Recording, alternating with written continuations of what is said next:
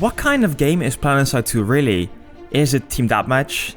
Is it glorified conquest? Or is it Fortnite-like base building? I don't have any quick and easy answer, so today let's discuss the identity crisis of Planetside 2.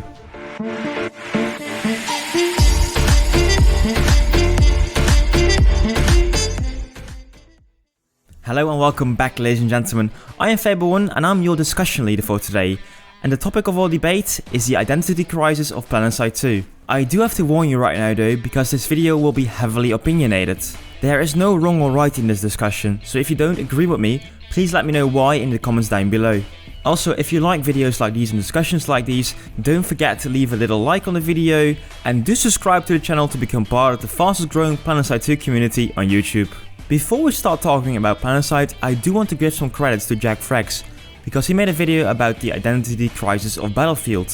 However, if you ask me, a Battlefield game is still Battlefield. But if you look at Planetside 2, well, then you have really a game with a personality disorder. Or well, not really a disorder, the game itself is fine. But the problem that Planetside 2 has is that it attracts a lot of different players with a lot of different playstyles. Let's start at the beginning. The main players of Planetside 2 were, I think in the beginning, Planetside 1 veterans.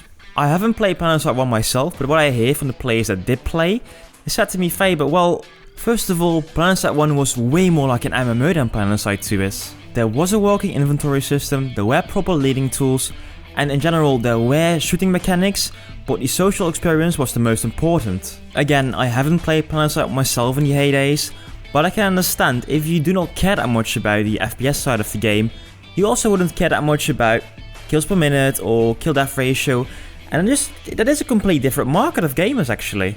I think that with the current development and the current state of the game, the FPS part of the game, the shooting, is probably one of its central pillars. I know a lot of people say don't care about the KD, just have fun, but I don't think that players that mainly play infantry combat never look at their KD and think about, well, this is good, or this can be better, or I'm glad with this number. So yes, in some way, Planetside 2 has become a KD elitist game. Stats do kinda matter for some players.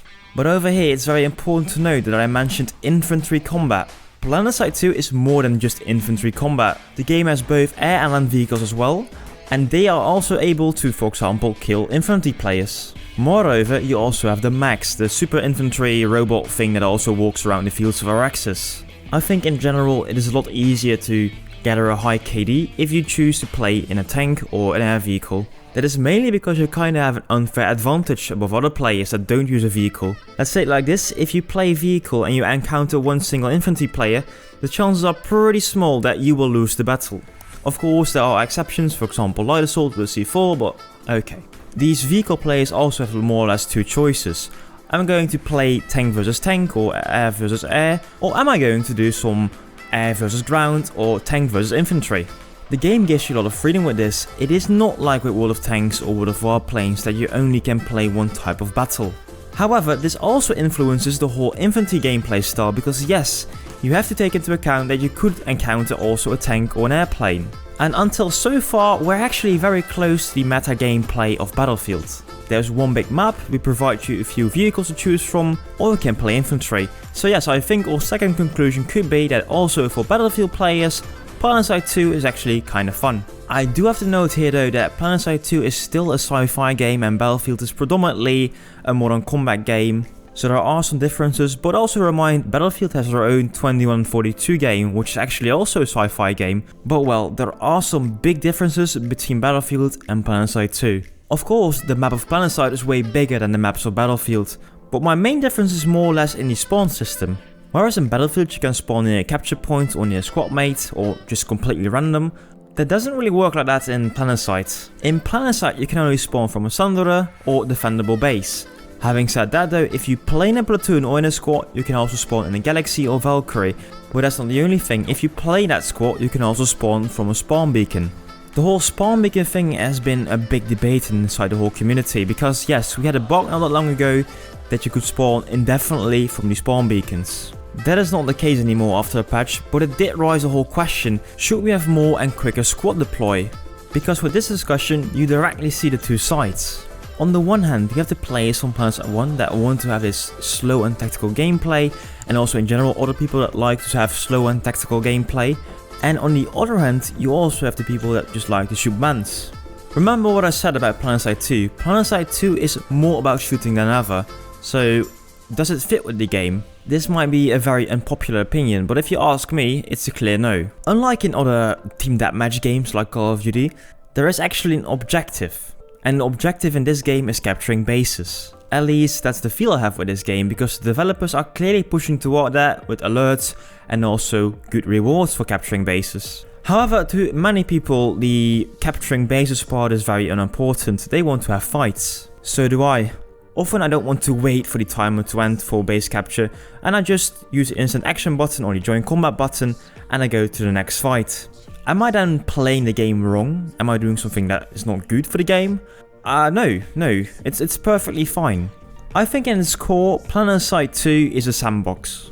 If you want to get a flash and just drift around in the desert of Indar, or if you just want to, climb mountains on Amarish, well, go ahead, nobody's stopping you and it's fine. If that is what you like, please, by all means, go ahead. I think Planetside 2 is the perfect game to also just roam around by yourself, and also things additions like construction showed to me that for solo players, the game also provides enough space. Construction, namely, is one of those things that is completely not around capturing bases, or not really at least. You can make routers or you can make orbital strikes to maybe make it easier to cap a base, but overall, if you make a base, it doesn't really matter in the end, does it? If maybe the game will be able to set up different alerts to also cap, for example, player-made bases, well then it might be a bit different, but right now, construction is a very small part of the game. And since the game doesn't tell you to go there, to fight the base, well, it feels to me more like a place to show your creativity and, I don't know, to be a bit like Minecraft or any other base building game. Another great example of Planetside 2 being a sandbox are the events during the year. We saw it during the winter with the Snowman event, and also during the EverQuest event that the developers hide collectibles all over the continent and you have to search for them. In theory, this whole part of the game, this whole event, has nothing to do with the base gameplay of fighting. You just have to go around, get for example a flash or maybe even an airplane and, go look for them. In practice, what ended up happening is of course that there were people camping these spots, so yes, there will be some combat from time to time. But in some way I also think that's cool because there is some unpredictability in the game as well, because everybody can do whatever he wants. I do really want to emphasize though that there are inside the sandbox a lot of tools to direct you towards the war. The join combat button is one of those tools that really try to get you to a certain place where to fight. To me though, that's not a sign that Planetside 2 is a team deathmatch game. But I do want to explain my point of view over here because yes, I'm still kinda new to Planetside 2, so maybe in the past the whole base capture thing was way more important than it is right now. But to me in 2019, if I look at the game, well, I think the main objective is still capturing bases and it's not having a high KD or having a high KPM. Nonetheless, JackFrags Games is recognizing that people like this gameplay style. The fact alone that the community is organizing 6v6 Jaeger tournaments is already showing that, yeah, TDM is something that people want to play sometimes. To also please this segment of the player base, I think Planetside Arena is one of the big things coming up in the summer. With PSA, there are finally small arenas where small teams can have fights, where the only thing that is important is not dying and getting a lot of kills. Well, at least that's for the TDM modes. I think for example, search and destroy and capture the flag and things like that. Yeah, of course, there are other objectives, but in general, the whole capture this base, do this, disable shields, that will be gone with Planetside Arena. Because PSA is going this direction, I really think it's fine that Planetside 2 stays like it is right now, having the more slow and tactical gameplay, and also then especially for the routers and the spawn beacons, keep the timers somewhat high. Therefore, I also really think that having the squad beacons as a priority to spawn, so that means a 15-second timer, is a great middle ground to both accommodate the TDM players as well as the more slow and tactical players. However, this is only one of the problems we have between all the different player bases. I've even heard from people that they want to include NPCs in the game, so AI, and there are so many different wishes and there's only one game. JackFrags Games will never make everyone happy, and I think that's fine.